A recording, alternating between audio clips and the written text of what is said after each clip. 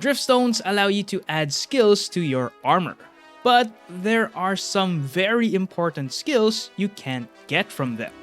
Here are the top 5 skills missing from Driftstones that need to be added to Monster Hunter Now immediately. Number 1. Dragon Attack. You can roll for all the other elemental attack skills except for Dragon Attack. In Monster Hunter Now, we only have very limited options for armor pieces with this skill. We need to equip 4 armor pieces just to get Dragon Attack 5, and that doesn't leave a lot of space for other armor skills. What's even worse is, these armor pieces with Dragon Attack only unlock their drift slots at grade 8. Not to mention that majority of the armor pieces are from the Devil Joe set, which means it's gonna be difficult to upgrade. If we could only augment these armor pieces with more Dragon Attack, then we'd have more flexibility to equip other armor pieces. I'm guessing Niantic will add another Driftstone color specifically for Dragon Attack. I just hope it comes out sooner rather than later. Number 2. Lock On. Lock On is a great quality of life skill. It helps you target specific parts of the monster.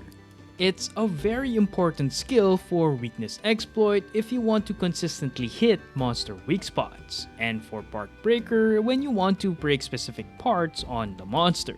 The problem is, there's only a few armor pieces that have Lock On.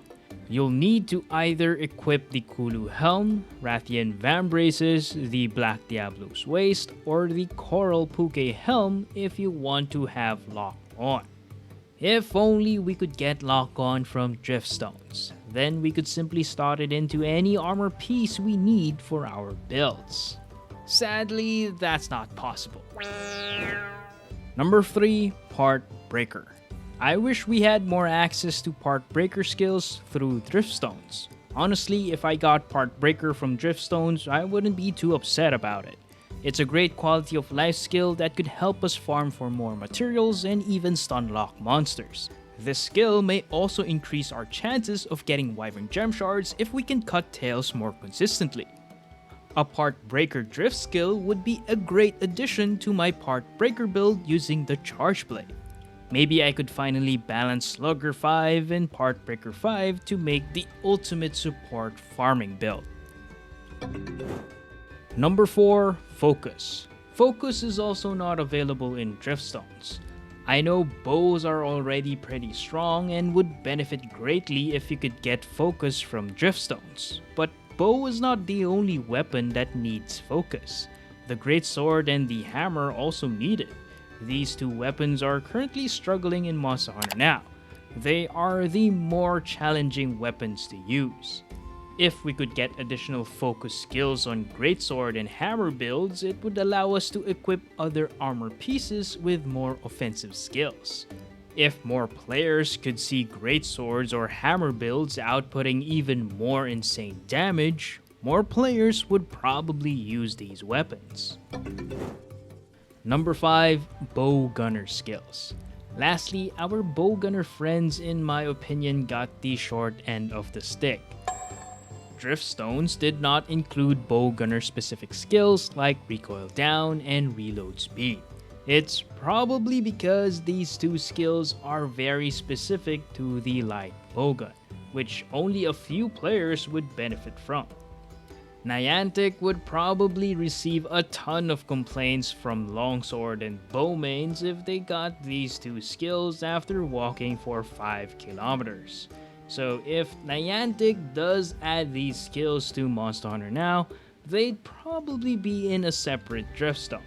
I just hope it's not the Driftstone with Dragon Attack in it.